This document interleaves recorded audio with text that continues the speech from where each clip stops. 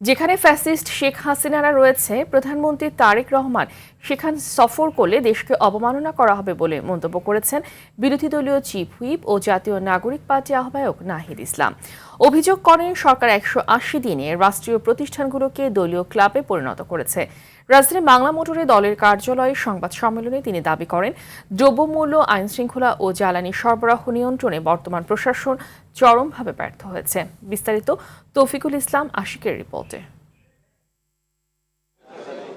BNP নেতৃত্বাধীন সরকারের প্রথম 6 মাসের কর্মকাণ্ড পর্যালোচনা নিয়ে জাতীয় নাগরিক পার্টি এনসিপির এই সংবাদ সম্মেলন। এই সময়কে পুরনো রাজনীতিতে প্রত্যাবর্তন, অব্যবস্থাপনা, অদক্ষতা ও পরিকল্পনাহীনতায় ভরপুর ছিল মন্তব্য করেন দলটির আহ্বায়ক। বিরোধী দলীয় চিফ হুইপ অভিযোগ করেন, সরকার নির্বাচনী প্রতিশ্রুতি ও সংস্কারের রূপরেখা উপেক্ষা করেছে। অব্যবস্থাপনা, অদক্ষতা এবং পরিকল্পনাহীনতা থেকেই সরকার যে ফ্যাসিবাদী স্বৈরতান্ত্রিক কাঠামোতে, সেই কাঠামোতেই ফেরত যাচ্ছে এবং 180 দিনে এটাই প্রমাণিত হয়েছে যে তারেক রহমানের কোনো ধরনের পরিকল্পনা নাই দেশকে পরিচালনা করার। যেখানে শেখ হাসিনা রয়েছেন দিল্লিতে, সেখানে যদি আবার তারেক রহমান যায়, তাহলে এটার আসলে মিনিং কি দাঁড়াবে? বাংলাদেশের জনগণ বা বিশ্ববাসী এটা কিভাবে দেখবে?